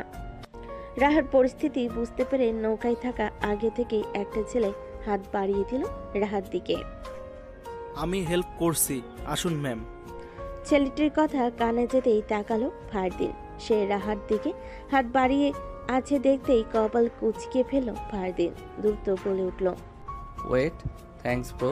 আপনি আসতে পারেন এখন, আমি হেল্প করছি ওকে। বলে আর অপেক্ষা করলো না ছেলেটি যাওয়ার। নিজের কাঠের তক্তা বেয়ে নিচে নেমে সে হুট করে পাজা কোলে তুলে নিল রাহাকে। তারপর তক্তা বেয়ে রাহা সই উঠতে উঠতে বলল, আমায় ডাকতে কি তোর গলা ব্যথা করে? রাহা চুপ করে শুধু তাকিয়ে রইল ফারদিনের দিকে। লোকটার প্রতি যে আবারও রাহা মায়ায় পড়ে যাচ্ছে তার টের পাচ্ছে রাহা। নৌকায় উঠেই রাহাকে নামিয়ে দিল ফারদিন। গলা উঁচু করে বোটম্যানকে বলল, নৌকা ছাড়েন ভাই সাহেব। একটু পরে বিকট শব্দে ইঞ্জিন চলে উঠল। নৌকাটাও পার থেকে নদীর মাঝ বরাবর গিয়ে সোজা চলতে লাগলো। দুপাশে সারি সারি গাছপালা, তার মাঝ দিয়ে এদিক সেদিক করে বয়ে চলেছে নদীটি। এই নদীটি অন্তত কোথায় তা জানা নেই রাহার। ইঞ্জিনের শব্দটা বেশ কানে লাগছে এবার রাহার। ফারদিন এগিয়ে এসে রাহার হাত ধরে দাঁড় করিয়ে বলল, কিনারায় চলো, আওয়াজ কম শেথায়। না, আমি পড়ে যাব না। সাঁতার জানি আমি। আমি তো আর জানি না। তোর জানা লাগবে না, আয়। বলে রাহাকে নিয়ে নৌকার একদম শেষ প্রান্তে গিয়ে দাঁড়ালো ফারদিন। রাহা ভয়ে ফারদিনের হাত শক্ত করে ধরে রেখেছে। হুট করে ফারদিন নিচু হয়ে বসে রাহার পায়ের দিকে পায়জামাটা কয়েকটা ভাঁজ টেনে নিল। হাঁটুর একটু নিচ পর্যন্ত পায়জামার দুপা তুলে দিয়ে নৌকার এক পাশে নিজেই জলে পা ডুবিয়ে বসলো। হাত বাড়িয়ে রাহাকেও বলল, বস এখানটায়। রাহা ভয়ে ভয়ে একবার তাকালো ফারদিনের দিকে, তারপর আবার নদীর পানির দিকে তাকিয়ে ভাবলো যদি সে এখান থেকে একবার হুমড়ি খেয়ে পড়তে পারে তাহলে সব শেষ। আর যদি জলের নিচ থেকে কিছু একটা রাহার পা কামড়ে ধরে, এসব ভেবে রাহা দ্রুত তটস্থ হয়ে দুপাশে মাথা নেড়ে বলল, আমি পারবো না। ফারদিন একবার চোখ উঁচু করে রাহার দিকে তাকিয়ে হুট করে রাহার ধরে রাখা হাত টান দিল জোরে। সাথে সাথে রাহা আহ বলে টাল সামলাতে না পেরে বসে পড়ল সে। আর একটু হলে হুমড়ি খেয়ে পানিতে পড়তো, কিন্তু ফারদিন এক হাতে রাহার কোমর চেপে ধরে কোনো মতে জায়গায় বসালো রাহা। কিন্তু ফারদিন এক হাতে রাহার কোমর চেপে ধরে কোনো মতে জায়গায় বসলো রাহা। বুক কাঁপছে তার, কিন্তু ফারদিনের ভাবভঙ্গির কোনো পরিবর্তন হলো না। তা দেখে রাহা তেতে উঠে বলল, ফারদিন ভাই, আপনি আস্ত একটা, আর একটু হলেই তো আমি। কথার মাঝে রাহার কোমরে থাকা ফারদিনের হাতটাই টান পড়লো। ফারদিন রাহাকে টেনে আর একটু কাছে এনে বসালো। মরতেই জমে গেল রাহা। কম্পিত নেটে নিজের কোমরের দিকে তাকালো। ফারদিনের শক্ত হাত এখনো সেখানেই বন্দি। এদিক সেদিক না তাকিয়ে সামনে তাকা, পরিবেশটা অনুভব কর। রাহা এবার একটু লজ্জা পেয়ে সামনে তাকালো। ফারদিনের হাত ছাড়ানোর চেষ্টা করলো না, কারণ এতে সে পড়ে যাওয়ার থেকে বাঁচতে পারবে। বেশ কিছুক্ষণ পর নৌকা এসে ভিল একটা গ্রামের পাড়ে। ফারদিন উঠে দাঁড়িয়েছে, আর তার দেখা দেখি রাহাও দাঁড়ালো। সে দাঁড়াতেই ফারদিন আবার তাকে কোলে তুলে নিয়ে নৌকা থেকে নামালো। একটু সাহায্য করলেই নামতে পারতাম, এভাবে কষ্ট করে কোলে তোলার প্রয়োজন ছিল না। আমি কাউকে ছোটখাটো সাহায্য করি না, করলে একদম পাকাপোক্তভাবেই করি। ফারদিন হাঁটা ধরল গ্রামের পথ ধরে। তার পাশাপাশি রাহাও হাঁটছে। আশেপাশে তাকিয়ে জিজ্ঞেস করে ফেলল, এটা কোন জায়গা? এই জায়গার নাম মৃত্তিকাগাঁও। শহরের মাঝে ছোট্ট একটা গ্রামের আভাস। এখানে এখনো সংস্কৃতি জীবিত, আর দারুণভাবেই এখানকার মানুষ সেই সংস্কৃতির পরিচর্যা করে। চল, দেখতেই পাবি। বলতে বলতে তারা হাঁটতে লাগলো এদিক সেদিক। হাঁটতে হাঁটতে তারা পৌঁছে গেল একটি গ্রাম্য মেলায়। মাঝখানে একটি বিশাল আকৃতির বট গাছ। সেই বট গাছের ছায়া জুড়ে চারপাশে দোকানিরা তাদের সামগ্রী নিয়ে বসেছে। চোখ জুড়িয়ে যাওয়ার মতো পরিবেশ। আজ সাপ্তাহিক বাজারের দিন। প্রতি সোমবারেই এই বাজার মেলে, আর গ্রামের মানুষরা তাদের পছন্দসই জিনিস কেনে। কিন্তু এখানে তো নিত্য প্রয়োজনীয় দ্রব্য নেই, শাক সবজি মাছ মশলা এসব কিছুই তো নেই। ফারদিন হেসে বলল, এই সবের জন্য আরেকটা দৈনিক বাজার আছে এখানে, আর এটা হলো শখের বাজার। এখান থেকে শিল্প ছড়ায় শহর জুড়ে, দেশ জুড়ে। আয়, আজ তোকে নিয়েই আমার কিছু শখ পূরণ করি। বলে রাহার হাত ধরে হাঁটা ধরল ফারদিন কিছু দোকানের সামনে। একটা শাড়ির দোকানের সামনে গিয়ে থামলো সে। রাহা তাকিয়ে দেখলো দোকানটাই। ভেতর দিকে কয়েকজন লোক সুতো দিয়ে যন্ত্রের মাধ্যমে শাড়ি তৈরি করছে, আরেক পাশে কয়েকজন একরঙা শাড়িগুলো ভেজা রং দিয়ে ডিজাইন করছে। ফারদিন রাহাকে নিয়ে ভেতরে গিয়ে নিজের পছন্দ সহ হলদেটে রঙের একটি শাড়ি বেছে নিল। তারপর দোকানের সাথে কথা বলে সেই একরাঙ্গা শাড়িটি মেলে দিয়ে রং তুলে নিল নিজ হাতে। শাড়ির এক পাশ থেকে সুন্দর করে নিখুঁত ডিজাইন করছে ফারদিন, আর একজন দোকানি তাকে সাহায্য করছে। আরেকজন রং করা ভেজা শাড়ির অংশটুকু টেনে শুকানোর জন্য দিচ্ছে। ফারদিন পুরো শাড়িটা ডিজাইন করে তারপরেই থামলো, আর রাহা এক দৃষ্টিতে তাকিয়েছিল। ফারদিনের শাড়ির কাজ শেষ হতে রাহার দৃষ্টি পড়ল পুরো শাড়িটার দিকে। সে ভাবল, ফারদিন ভাই এত নিখুঁত হাতে কার জন্য শাড়ি নিল? তবে কি ফারদিন ভাই এর জীবনে অন্য কেউ আছে? শাড়িটা কিনা শেষ করে আবারও ফারদিন রাহার হাত ধরে ছুটল একটা কাচের চুড়ির দোকানে। সেখানেও ঠিক একইভাবে একপাশে কাজ গলিয়ে বিভিন্ন রকম চুড়ি তৈরি করা হচ্ছে। সামনে সাজিয়ে রাখা চুড়ির ভাঁজ থেকে ফারদিন বেছে বেছে রঙিন কাজের একজোড়া বেঙ্গল হাতে তুলে নিল। হুট করে রাহাত দুহাতে বেঙ্গল দুটি পরিয়ে দিয়ে হাত নাড়িয়ে চাড়িয়ে দেখে বলল, পারফেক্ট। বলে এবার ফারদিন আরও এক মুঠো রেশমি চুড়ি কিনে ওই শাড়িটার সাথে মিলে টাকা মিটিয়ে দিয়ে এবার ফারদিন রাহাকে নিয়ে পুরো বাজার ঘুরতে লাগলো। বেশ অনেকক্ষণ পর রাহা আস্তে করে বলে উঠল, ফারদিন ভাই, সন্ধ্যা হয়ে যাচ্ছে তো, আমরা বাড়ি ফিরতে হবে। তুই কি আমায় ভয় পাচ্ছিস? সেটা না। তাহলে আরেকটু পর যাই। আচ্ছা। বেশ কিছুক্ষণ পর ফারদিন হাত ঘড়িতে সময় দেখে নিয়ে রাহাকে নিয়ে হাঁটা ধরলো আবার নদীর পাড়ে। নৌকায় উঠতে উঠতে সূর্য পশ্চিম আকাশে প্রায় অস্ত্র প্রায়।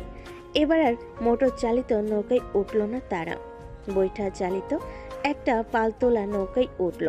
ফারদিন নৌকার এক পাশে গিয়ে বসল।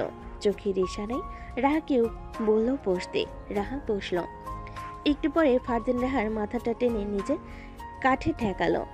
রাহা কিছু বলতে যাবে তার আগেই ফারদিন ইশারা করে বলল, চুপচাপ ওইদিকে তাকিয়ে থাক। ফারদিনের কথা অনুযায়ী রাহা তাকাতে দেখল পশ্চিম আকাশে লাল টকটকে আভাস, নদীর পানি টলটল শব্দ, সাথে সূর্য ডোবার মুহূর্তখানা। সে এক মনোমুগ্ধকর পরিবেশ। ফারদিন ভাইয়ের জন্যই হয়তো একটু আগে ফেরেনি। রাহার মাথা তুলল না, চুপটি করে দেখতে লাগলো সেই দৃশ্য। এভাবে থাকতে থাকতে কখন যে রাহার চোখ লেগে এলো তা বুঝতেই পারল না সে। যখন ঘুম ভাঙলো তখন সে নিজেকে একটা রুমে আবিষ্কার করলো। চোখ কষলে ভালোমতো খেয়াল করলে বুঝতে পারলো এটা ফারদিনদের বাড়ি, আর রাহার জন্য নির্ধারিত রুমে সে আছে। কিভাবে এলো ভাবতে মাথায় এলো ফারদিন ভাই তাকে কোলে তুলে নিয়ে এসেছে। ভাবতে লজ্জে ধোয়াতে মুখ ঢেকে নিল সে। ঘুম ভেঙেছে তোমার? দরজার দিকে তাকাতে দেখল দিশা খানম হাসি মুখে এগিয়ে আসছে তার দিকে। বিছানার কোণে এসে বসতেই রাহা মুখ নিচু করে বলল, কিভাবে যে ঘুমিয়ে পড়েছিলাম তখন। থাক, আর কিছু বলতে হবে না মামনি, ফ্রেশ হয়ে নাও। সন্ধ্যায় নাস্তা করনি তুমি, এখন রাত 9টা বাজতে চললো, একেবারে ডিনার করে নিও। রাহা মাথা নাড়িয়ে শাড়ি জানিয়ে হঠাৎ হাতের দিকে চোখ পড়তে দেখল ফারদিনে দেওয়া বেঙ্গলগুলি এখনো তার হাতেই আছে। হঠাৎ কিছু একটা মাথায় আসতে দিশা খানমের দিকে তাকিয়ে এসে বলে উঠল, আচ্ছা আন্টি, বলো মামনি। আপনার ছেলে কি প্রেম করে? রাহার কথা শুনে দিশা খানম ফিক করে হেসে দিল। রাহা আমতা আমতা করে বলল, আসলে উনি আজকে একটা শাড়ি আর চুড়ি কিনলো দেখলাম, ওগুলো দেখে মনে হয়নি যে আপনার জন্য কিনেছে, তাই ভাবলাম। দিশা খানম উঠে দাঁড়িয়ে চোখের ইশারায় টেবিলের উপর দেখালো। রাহা তাকিয়ে দেখল তখনকার শাড়ির প্যাকেট আর চুড়িগুলো সেখানে রাখা। ওগুলো তোমার জন্যই কেনা হয়েছে, এখন ফ্রেশ হয়ে নিচে আসো তো। বলে দিশা খানম চলে গেল। রাহা অবাক চোখে সেদিকে তাকিয়ে আপন মনে বলে উঠল, ফারদিন ভাই ওগুলো আমার জন্য কিনেছে? রাত প্রায় 11:30। ফারদিন মাত্রই বাসায় ফিরেছে। সিঁড়ি বেয়ে উপরে উঠে নিজের রুমের দিকে পা বাড়াতে হঠাৎ চোখে পড়ল বারান্দার পর্দার আড়ালে লুকিয়ে সিফাত কিছু একটা দেখছে। ফারদিন ভুরকুচকে সেদিকে এগিয়ে গেল। চোখ পড়ল বারান্দায় দাঁড়িয়ে রাহা কারোর সাথে ফোনে কথা বলছে। উল্টো দিকে ফিরে থাকার কারণে পেছনে লুকিয়ে থাকা সিফাতকে নজরে পড়ল না মেয়েটা। সিফাতের দৃষ্টি অনুসরণ করতে ফারদিনের চোল শক্ত হয়ে এলো। দ্রুত সিফাতকে পাশ কাটিয়ে এগিয়ে গেল রাহার দিকে। তুই ঘুমাসনি এখনো? ফারদিনের কণ্ঠস্বর পেয়ে রাহা ঘুরে তাকালো একবার, ফোনে কাউকে বলল, ওকে মিস্টার সাফওয়ান, আমি কালকে গিয়ে রোগীর কন্ডিশন চেক করব, আর জানানোর জন্য ধন্যবাদ। বলে কল কাটলো রাহা। ফারদিনের দিকে তাকিয়ে বলল, হসপিটাল থেকে কল এসেছিল, কথা বলতে বলতে এমনিতেই একটু বারান্দায় এসেছি। এত রাতে রুম থেকে বের হোস না? রাহা কথা ঘুরিয়ে বলল, আপনি মাত্র এসেছেন? হুম খেয়েছেন? আয় রুমে এগিয়ে দেই তোকে। একটু থাকি। যেতে বলেছি না তোকে? ফারদিনের ধমক শুনে রাহার মুখটা চুপসে গেল। আর কিছুটি না বলে চুপচাপ ফারদিনের পিছু পিছু রুমে গেল। ফারদিন যাওয়ার সময় বলল, রাতে ভেতর থেকে ছিটকিনি দিয়ে ঘুমাবি। রাহা মাথা কাত করে সম্মতি দিয়ে দরজা আটকে ফেল। তারপর ফারদিনও নিজের রুমের দিকে এগিয়ে গেল। বেশ কয়েকদিন কাটলো স্বাভাবিকভাবেই।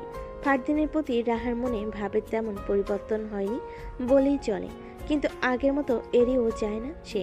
অফিস শেষ হয় 4টায়, কিন্তু ফারদিন আজ 2টোর দিকে বেরিয়ে পড়েছে অফিস থেকে। জানে সে যে রাহার আজ ছুটি, তাই ম্যাডাম বাড়িতেই থাকবে। এইভাবেই রাহাকে নিয়ে কোথাও ঘুরতে যাবে ভাবলো ফারদিন। মেয়েটা বেশ ভ্রমণ পিয়াসও। যেই ভাবা সেই কাজ। বাড়িতে যাওয়ার সময় রাস্তার ট্রাফিকে একটা বাচ্চা ছেলে টকটকা লাল গোলাপ বিক্রি করছিল। রাহার কথা মনে পড়তেই ফারদিন আনমনে হেসে বাচ্চাটির থেকে সবগুলো ফুলই কিনে নিল। তারপর বিস্তৃত হাসি মুখে বাড়ি ফিরল। বাড়ি এসে দুবার বেল বাজানোর পরও কেউ খুলল না, তাই বাধ্য হয়ে নিজের কাছে থাকা এক্সট্রা চাবি দিয়ে দরজা খুলে ভেতরে ঢুকলো। চোখে পড়ল হিয়া ড্রয়িং রুমের এক কোণে বসে তার খেলনা দিয়ে খেলছে। ফারদিনকে দেখে হিয়া হেসে বলল, আমি তো দরজা খুলতে পারি না ভাইয়া, তাই খুলিনি। কিছু হবে না হিয়া, বাড়িতে কেউ নেই। আব্বুরা অফিসে, আম্মু আর চাচি আমাদের জন্য ঈদের শপিং করতে গেছে। আমি দুষ্টুমি করি বলে আমাকে নিয়ে যায়নি, আর আমাকে দেখে রাখার জন্য রাহাপুকেও রেখে চলে গিয়েছে তারা। আমি কি দুষ্টুমি করি? তুমিই বলো ভাইয়া। হিয়ার বাচ্চামা কথাই ফারদিন হাসলো। ডাইনিং টেবিলের কাছে গিয়ে গ্লাসে পানি ঢালতে ঢালতে বলল, তা তো রাহা আপু কোথায়? দেখছি না যে। আপু তো তার রুমে। তো আপু রুমে হলে তুই এখানে কেন? আপুর কাছে কাছে থাকিস না? বলে ফারদিন গ্লাসে চুমুক দিল। হিয়াও খেলতে খেলতে বলল, আমি এতক্ষণ আপুর সাথেই রুমে ছিলাম। তারপর আমার ভাই এসে বললো রাহাপুর সাথে হাইড অ্যান্ড সিক খেলবে, আমাকে নেবে না। তারপর আপু আমাকে ছাড়া খেলতে চাইছিল না, কিন্তু আমার ভাইয়া জোর করে আমাকে রুম থেকে বের করে দিয়ে দরজা আটকে দিল। তাই আমি এখানে বসে একা একা খেলছি। কথাখানা শুনেই বিষম খেলো ফারদিন। হাতের গ্লাসটা তড়িৎ গতিতে ছুটে পড়ে গেল। বিস্ময়ে বলে উঠল, সিফাত রাহার সাথে? হ্যাঁ তো ওই যে ওই রুমে। বলে হিয়া আঙ্গুল উঁচু করে একটা রুমের দিকে তাকালো। তা দেখে ফারদিন আর এক মুহূর্ত অপেক্ষা করলো না, প্রাণপণে ছুটল সেথায়। উত্তেজিত মনে দরজায় করাঘাত করতেই ভেতর থেকে সিফাতের ধমক ভেসে এলো, হিয়া বলছি না বিরক্ত না করতে, যা এখান থেকে। ফারদিনের গলার স্বর বের হচ্ছে না যেন। তার রাহার কিছু হয়ে গেলে সে যে নিজেকে ক্ষমা করতে পারবে না। হঠাৎ মাথায় এলো তার কাছে রাহার রুমের এক্সট্রা চাবিও আছে। পকেট থেকে সেটি বের করে লক খুলতেই চোখের সামনে ভাসমান হলো এক নিকৃষ্ট দৃশ্য। রাহার হাত মুখ সিফাতের কাছে বন্ধি, মুখ দিয়ে গৌকানির মতো শব্দ বের হচ্ছে তার, কিন্তু এক হাতে সিফাত তার মুখ চেপে ধরে রাখাই কিছুই বলতে পারছে না রাহা। ফারদিনের মাথার রগগুলো ফুলে ফেঁপে উঠেছে। রাহাতের হাত মুষ্টিবদ্ধ করে এগিয়ে গিয়ে কলা ধরে টেনে সিফাতকে আলাদা করলো রাহাত থেকে। তারপর সাথে সাথে শক্ত হাতে সিফাতের নাক বরাবর একটা ঘুষি মারল। এলা পাতারি কয়েক ঘাতিতে অজস্র কথা বলতে লাগলো রাগে ফারদিন। তোর সাহস কি করে হয় ওর সাথে এমন কিছু করার? তুই আমার কলিজায় হাত বাড়িয়েছিস, আজ তোকে আমি মেরে ফেলবো রাস্কেল। ফারদিন ভাই। মারের মাঝে হঠাৎ রাহার কান্নারত নেতিয়ে যাওয়া কণ্ঠ শুনেই হাত থমকে গেল ফারদিনের। তাকিয়ে দেখলো রাহার মাথা ঘুরছে, ঢুলতে ঢুলতে এখনই প্রায় লুটিয়ে পড়বে মেয়েটা। ফারদিন এবার সিফাতকে ছেড়ে দিয়ে ছুটে গেল রাহার কাছে। রাহা ফ্লোরে গড়িয়ে পড়তে নিলে ফারদিন দুহাতে আগলে নিল তাকে। রাহা, এই রাহা, কিছু হয়নি পাখি, এদিকে তাকা। এই রাহা। রাহা জ্ঞান হারালো। ফারদিনের দুনিয়া ঘুরছে যেন। তার এত বছরের সাধনা, তার ভালোবাসার এই পরিণতি সে সহ্য করতে পারছে না। কি করবে না করবে ভেবে রাহাকে নিজের বুকের সাথে শক্ত করে চেপে ধরে রাখলো সে। তবু যেন শান্তি নেই, কোনোভাবেই শান্তি মিলছে না তার। ঘুমের মধ্যেই তখনকার সে নিকৃষ্ট দৃশ্য চোখে ভাসতে লাগলো রাহার। সিপাতে সেই লোভাতুর দৃষ্টি, সেই বিচ্ছিরি স্পর্শ সহ্য হচ্ছে না আর রাহার। চিৎকার দিয়ে উঠে বসলো সে। আশেপাশে তাকিয়ে কি খুঁজলো কে জানে। নিজের মাথার কাছে ফারদিনকে চোখে পড়তে হুট করে ঝাঁপিয়ে পড়লো সে ফারদিনের বুকে। ভয়ে ফারদিনের শার্ট খামচে ধরে কাঁপতে লাগলো মেয়েটা। ফারদিন বুঝতে পেরে নিজের সাথে জড়িয়ে নিল রাহাকে। রাহার মাথায় হাত বুলিয়ে দিতে দিতে বলো, এই তো রাহা, আমি আছি, ভয় পাই না, প্লিজ শান্ত হ। কিচ্ছু হয়নি, কিচ্ছু না, রিল্যাক্স।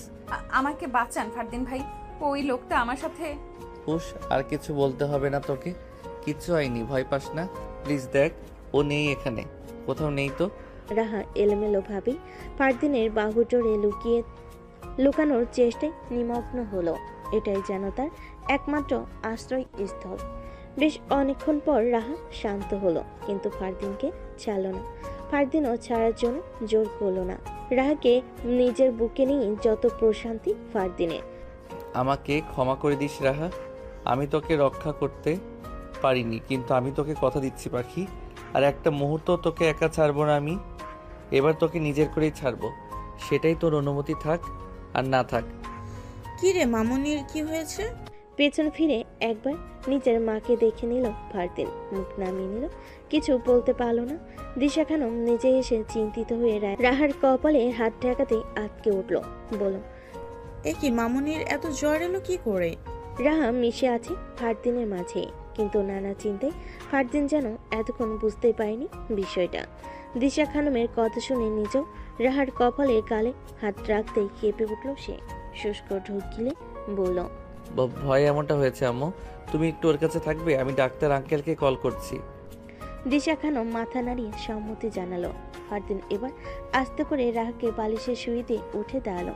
দিশা খানমও দ্রুত একটি বাটিতে পানি নিয়ে কাপড় ভিজিয়ে রাহার মাথায় জলপট্টি দিতে লাগলো। পরদিন সকালে ব্রেকফাস্ট টেবিলে উপস্থিত সকলে, শুধু সিফাত আর রাহা ছাড়া।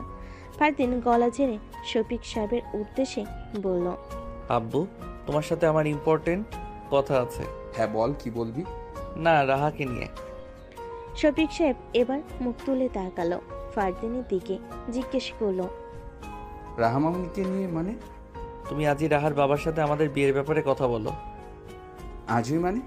বললেই হলো নাকি? আব্বু, হয় তুমি আজ এক্ষুনি আমাদের বিয়ে ঠিক করবে, আর না হয় আমি রাহাকে নিয়ে বাড়ি ছেড়ে পালিয়ে যাব। শফিক সাহেব চেয়ার ছেড়ে দ্রুত উঠে দাঁড়ালো, মুখ আপনা আপনি হা হয়ে গেছে তার। দিশা খানম মাত্রই কথা শুনে টেবিলের কাছে এসেছে, হাতে তার ট্রেতে করে খাবার রাখার জন্য। ফারদিন সেই দিকে একবার তাকিয়ে উঠে দাঁড়িয়ে পড়ল, 10 মিনিট সময় দিলাম, এরপর এসে শুনবো বিয়ের দিন তারিখ করে ফেলেছ। আশা করব খুব শীঘ্রই করবে। বলে আর এক মুহূর্ত দাঁড়ালো না। দিশা হাত থেকে খাবারের প্লেটটা নিয়ে ধপাধপ পা ফেলে উপরে চলে গেল রাহার রুমের দিকে। বিছানায় ঘুমন্ত রাহার দিকে একবার তাকিয়ে হাতের প্লেটটি টেবিলে রাখলো। তারপর আস্তে করে বিছানার কিনারায় বসে তাকালো রাহার শুকিয়ে যাওয়া মুখখানির দিকে। কপালে হাত রেখে চেক করলো জ্বর আছে কিনা। না, কমেছে একটু হলো। ফারদিন এবার আলতো হাতে রাহার চুলে ভাঁজে হাত বুলিয়ে দিতে রাহা, এই রাহা, ওঠো এবার, একটু কিছু খেয়ে নে। কিছুক্ষণ পর রাহা পিট পিট করে চোখ খুলে তাকালো। ফারদিনকে দেখে আস্তে করে উঠে বসলো। ফ্রেশ হয়ে আয়, খেয়ে নিবি। আমি 14 গ্রাম ফিরে যাব ফারদিন ভাই। এসব কথা এখন থাক রাহা, আই এম সরি। আমি থাকতে তোর উপর এরকম একটা ঝড় বয়ে গেল, কিন্তু বিশ্বাস কর আর কোনো ক্ষতি হবে না। সিফাতকে আমি গতকাল রাতের ফ্লাইটেই ইউকে পাঠিয়ে দিয়েছি, ও আর সহজে ফিরবে না এখানে। তোর আর কোনো ভয় নেই পাখি। রাহা চুপ করে রইল। ফারদিন এবার এক হাতে রাহাকে টেনে নিজের বুকে জড়িয়ে নিয়ে বলল, আমার উপর একটু বিশ্বাস রাখ, আমি তোকে সারা জীবন আগলে রাখবো এখন থেকে। তোর আর কোনো ভয় নেই আমি থাকতে। বেশ কিছুক্ষণ ওভাবেই থাকলো দুজন। রাহ নড়চড় করলো না, এভাবেই যেন তার শান্তি। একটু পরে ফারদিন নিজে রাহাকে নিজের থেকে ছাড়িয়ে বলল, যা ফ্রেশ হয়ে আয়, খাবার ঠান্ডা হয়ে যাবে। আসছি। বলে রাহা গিয়ে 5 মিনিটের মধ্যে ফ্রেশ হয়ে হাত মুখ ধুয়ে এলো। তারপর ফারদিন তাকে বিছানায় বসে নিজ হাতে খাইয়ে দিতে লাগলো। রাহাও লক্ষ্মী মেয়ের মতো চুপচাপ খেয়ে নিল কিছুটা। বিকেলে রাহা দিশা খানম আর সীমা বেগমের সাথে ড্রয়িং রুমে বসেছিল। তখনই হঠাৎ সেখানে আগমন হলো রাহার মা আর বাবার। হুট করে কিছু না জেনে এভাবে মা আর বাবাকে দেখতে পেয়ে রাহা আনন্দে আত্মহারা হয়ে গেল। উঠে গিয়ে সালাম দিয়ে অবাক হয়ে জিজ্ঞেস করলো, আব্বু আম্মু তোমরা দুজন এখানে, আমাকে কিছু জানালে না? দিশা খানমও কুশল বিনিময় করে নাস্তার ব্যবস্থা করতে গেলেন। রাহার বাবা মহিন সাহেব বলল, তোকে নিতে এসেছি মা, আর কয়েকটা দিন তুই আমাদের কাছে থাকবি। রাহা ভোর কুচকে বলল, কিন্তু আব্বু আমার হসপিটাল থেকে তো ছুটি দিবে না, এখন কি করে যাব? এবার রাহার মা কাকুলি বেগম বলেন, আরে আমরা তো এখানেই থাকবো। ঢাকাতে কয়েকদিনের জন্য একটা বাংলো ভাড়া নিয়েছি আমরা, কয়েকটা দিন ওখানেই থাকবো। মানে হঠাৎ বাংলো কেন আম্মু? আমরা তোর বিয়ে ঠিক করেছি রাহামা। এই একটা কথাই যেন রাহার মাথায় আকাশ ভেঙে পড়ল। চোখের পাতায় ভেসে উঠল ফারদিনের চেহারা খানা। বুকের ভেতর মোচড় দিচ্ছে তার। একটা মুহূর্তের জন্যই মনে হলো ফারদিন ভাইকে ছাড়া আমি অন্য কাউকে কি করে বিয়ে করব? কিন্তু মুখ ফুটে কথাখানা আর উচ্চারণ করতে পারল না সে। চোখ ঘুরিয়ে ড্রয়িং রুম হতে চারপাশে তাকালো। এক ফালি আকাঙ্ক্ষা যেন ফারদিন ভাইকে খুব করে দেখতে ইচ্ছে করছে, কিন্তু ফারদিন ভাই যে কোথাও নেই। ফারদিন ভাইয়ের মনে কথা জানা যে রাহার খুব প্রয়োজন এই মুহূর্তে। উনি কি আজও মুখ ফিরিয়ে নিবে রাহার ভালোবাসা থেকে, নাকি বক্ষস্থলে আগলে নিবে গোপন চিত্রে? আমি এখন বিয়ে করব না আব্বু। রাহার কথায় রাহার বাবা মহিন ভোর কুচকে বলল, বিয়ে করবি না মানে কি রাহা? আমি তাদের কথা দিয়ে ফেলেছি, আগামী শুক্রবার তোদের বিয়ে।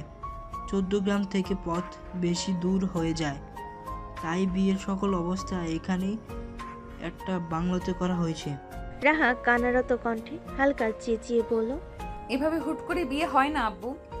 ব্যাস রাহা, এই নিয়ে আমি আর একটা কথাও শুনতে চাই না তোর থেকে। আমি তাদের কথা দিয়ে ফেলেছি, তোর বিয়ে আমি ওখানে দেব। আমার কথার বিরুদ্ধে গিয়ে আর একটা কথা বললে তুই আমার মরা মুখ দেখবি রাহা। আব্বু। রাহার সকল মনের বাসনা এখানে এসেই থেমে গেল। মুখ থেকে আর একটু শব্দ বের হলো না। নিজের সকল চাঞ্চলতা, সকল খুশি, এক ফালি ভালোবাসার মানুষকে পাওয়ার ইচ্ছে যেন নিমিষে মরে গেল। রাহা পরিণত হলো এক যন্ত্র মানবে। প্রাণ আছে কিন্তু প্রাণোচ্ছলতা নেই। এ যেন এক হাতে গড়া পুতুল। কিছুক্ষণ পরে বাড়ির সবাই থেকে বিদায় নিয়ে রাহাকে মহিনরা নিয়ে চলে গেল। রাহার দুটি করুণ চোখ বারবার শুধু ফারদিনকেই খুঁজে গেল। ফারদিন ভাই যেন একটিবার এসে সবার সামনে গলা উঁচু করে বলে, রাহাকে সে ভালোবাসে, তাকে ছাড়া রাহা আর কারো হতে পারবে না। কিন্তু ফারদিন এলো না। মনে একরাশ বিষণ্ণতা নিয়ে ফারদিনদের বাড়ি চালো রাহা। চারটা দিন কত সহজেই না পার হয়ে গেল সবার, কিন্তু রাহার দুনিয়ায় সে ফারদিনই থেমে গেছে। এই 4 দিনে ফারদিন ভাইয়ের সাথে কোনো যোগাযোগ হয়নি রাহার। লোকটা একটিবারের জন্য কল দিল না রাহাকে। রাহা ধরে নিল ফারদিন ভাইয়ের মনে রাহাকে নিয়ে কোনো অনুভূতি নেই। তাই রাহা সিদ্ধান্ত নিল আজ সে বিয়ের আসরে যাবে। নিজের এত বছরের ভালোবাসাকে বিসর্জন দিয়ে অপরিচিত এক পুরুষের হয়ে যাবে। অনুভূতিহীন রাহাকে মিষ্টি করে লাল বেনারসি পরি বউ সাজানো হয়েছে আজ। একটু পরেই বরযাত্রী এসে হাজির হলো। রাহার কোনো প্রকার আগ্রহ নেই শেষ হবে। রাহাকে বউ সাজে নেওয়া হলো বিয়ের আসরে। নিষ্প্রভ রাহার চোখে যেন কিছুই ধরা দিল না আজ। পাশে বর বেশে বসে থাকা লোকটির দিকে একটিবারও মুখ তুলে চাইল না রাহা। কিন্তু শেষ আশা নিয়ে অতিথিদের মাঝেই চোখ বুলিয়ে খুঁজল কেউ একজনকে। পরিচিত মুখ সবাই আছে, কিন্তু ফারদিন ভাই নেই। লোকটা আজও এলো না। মনে মনে রাহা বেশ চাইল একটিবার ফারদিন ভাই আসুক, তাকে নিজের করিনি। হঠাৎই হাতে কারোর স্পর্শ পেতেই সেদিকে তাকালো রাহা। হবু স্বামী নামক লোকটি হাত ধরে আশ্বস্ত করছে হয়তো রাহাকে। ঘোর কাটতেই বুঝলো কবুল বলার জন্যই এত কিছু। সেই কখন যে রাহাকে কবুল বলার জন্য ডাকা হচ্ছে। চোখ বন্ধ করতে কোটর থেকে বেরিয়ে এক ফোঁটা পানি গড়িয়ে পড়ল রাহার। দম বন্ধ হয়ে আসছে তার। চোখের পাতায় ভাসছে ফারদিন ভাইয়ের হাসি মাখা আদলখানা। সে এলো না রাহাকে নিজের করে নিতে। কবুল। রাহার মুখে এই একটি শব্দ তৃতীয়বারের মতো শুনে সকলে সমস্বরে বলে উঠল আলহামদুলিল্লাহ। হুট করে রাহার দুনিয়া ঘুরে উঠল। কানে বাজলো ফারদিন ভাইয়ের বারবার সম্বোধন করা ডাক। Doctor ma'am. কিন্তু বাস্তবে ইহা নেই। রাহা বুঝতে পারল সে নিজের মধ্যে নেই। অতি দ্রুত নিজের হাতে থাকা পুটলি ব্যাগটা চেপে ধরল 5 আঙ্গুল দিয়ে। এটা হারানো যাবে না কোনোভাবেই। রাহা ঢলে পড়ল আশেপাশে থাকা লোকটার কোলের উপর। এরপর আর কিচ্ছুটি মনে নেই। জ্ঞান ফিরতে রাহা নিজেকে এক অপরিচিত রুমে আবিষ্কার করলো। ফুলে সজ্জিত বিছানায় শুয়ে আছে সে। সারা রুম জুড়ে রঙিন মোমের আলো। রাহা বুঝতে পারল সে তার নামমাত্র স্বামীর রুমে আছে। আশেপাশে তাকিয়ে দেখলো রুমে কেউ নেই সে ছাড়া। এই সময়কে কাজে লাগিয়ে রাহা নিজের প্রয়োজনীয় কাজ সেরে নিল। তারপর জানালার কাছে গিয়ে পর্দাটা সরিয়ে দিতেই আলোয় সজ্জিত বাড়ির নিচতলা দেখতে পেল সে। কিন্তু আশপাশটা এত চেনা লাগছে কেন? হঠাৎ দরজার ছিটকিনি দেওয়ার শব্দে কেঁপে উঠল রাহা। চোখ খিচে বন্ধ করে নিল সে। কেউ একজন ধীর পায়ে এগিয়ে এসে দাঁড়ালো তার পেছনে। দুহাত রাহার দুপাশ দিয়ে জানালে ঠেকে থুতনি ঠেকলো রাহার কাঁধে। কেঁপে উঠল রাহা। লোকটি হঠাৎই হাসকি কণ্ঠে বলে উঠল সারপ্রাইজটা কেমন দিলাম ডাক্তার বউ? তড়িৎ গতিতে চোখ খুলো রাহা। মুখ থেকে অস্পষ্ট স্বরে বেরিয়ে এলো ফারদিন ভাই। হাসলো ফারদিন। পেছন থেকে এক হাতের সাহায্যে রাহাকে ঘুরিয়ে নিজের দিকে তাক করলো। দৃষ্টিতে দৃষ্টি মিলল দুজনা। ফারদিন দুহাতের আঁচলে রাহার দুগাল ছুল। কপালে আলতো করে নিজের ঠোঁট ছুঁয়ে বলল আজ তোকে একদম আমার বউ বউ লাগছে রাহা। রাহা স্তব্ধ হয়ে রইল। কি করে ফেলো সে একটু আগে? ফারদিন এক দৃষ্টিতে তাকিয়ে আছে রাহার দিকে। এভাবে তাকিয়ে থাকতেই তার চোখ ভিজে এলো। হুট করে রাহাকে নিজের বুকে শক্ত করে জড়িয়ে ধরে হু হু করে কেঁদে উঠল ফারদিন। নিজেকে সামলে কোনো মতে বলল আমার 5টা বছরের সাধনা তুই রাখা। আজ আমি আমার ভালোবাসার পূর্ণতা পেয়েছি। তুই বুঝতেও পারছিস না আমি কতটা খুশি আছি। তোকে সারা জীবনের জন্য নিজের করে পেয়ে গেছি আজ। ভালোবাসি তোকে ডাক্তার বউ, খুব বেশি ভালোবাসি তোকে বলে রাহাকে নিজের বুকে রাখলো ফারদিন। একটু পরে রাহা ফারদিনের বুকে থাকতেই কান্না ভেজা কণ্ঠে বলে উঠল ফারদিন ভাই, আমার যে আর আপনার সাথে সংসার করা হলো না। খুব যে দেরি হয়ে গেল। কিচ্ছু দেরি হয়নি রাহা। আমাদের ভালোবাসা পূর্ণতা পেয়েছে আজ। এই এখন থেকে আমাদের ছোট্ট সংসার শুরু হবে। রোজ সকালে তোর ডাকে ঘুম ভাঙবে আমার। তোর স্নিগ্ধ মুখটা দেখে বারংবার শান্ত হব আমি। আমাদের ছোট্ট ছোট পাখি আসবে, সারা বাড়ি মাতিয়ে রাখবে। দেখিস তুই, আমাদের একটা ভালোবাসার নীড় হবে। রাহা চুপচাপ লেপটে রইল ফারদিনের বুকে। একটু কথা বলল না। ফারদিনও ছাড়ল না রাহাকে। বেশ কিছুক্ষণ ওভাবে কাটলো। হঠাৎ করেই কিছু একটা পরের শব্দে ভুর কুচকালো ফারদিন। নিচে তাকিয়ে দেখলো একটা ছোট্ট কাছের ওষুধ, কিন্তু রাহার কোনো নড়চড় নেই। তা দেখতেই ফারদিন বার কয়েক ডাকলো তাকে। রাহা, এই রাহা। কোনো উত্তর নেই। ফারদিনের এবার একটু সন্দেহ নিয়ে রাহাকে নিজের বুক থেকে তুলে ধরতে হৃৎপিণ্ড থমকে গেল তার। বুকের ভেতরটা মোচড় দিয়ে উঠল যেন কেউ তার প্রাণটাই ছিনিয়ে নিল। রাহার মুখ থেকে সাদা সাদা ফেনা বের হচ্ছে। চোখ বন্ধ তার। ফারদিন বুঝেও বুঝতে পারছে না এসব, নিজের মনকেই বোঝাতে পারছে না সে। পাগলের মতো রাহার গালে চাপড় মারতে মারতে ডাকতে লাগলো, রাহা, এই রাহা, কি করেছিস তুই? এই রাহা, চোখ খোল, দেখ আমি তোর ফারদিন ভাই, তোর স্বামী। এই রাহা, চোখ খোল, তাকা আমার দিকে রাহা। লাভ হলো না, রাহা চোখ খুলল না, আর না ফারদিনের ডাকে সাড়া দিল। ফারদিন পাগল প্রায় হয়ে চিৎকার করতে লাগলো। তার সমস্ত সাধা নাকি এভাবেই এক নিমেষেই শেষ হয়ে গেল। প্রায় 6 ঘন্টা পর রাহার জ্ঞান ফেরাতে সফল হয়েছে ডাক্তাররা।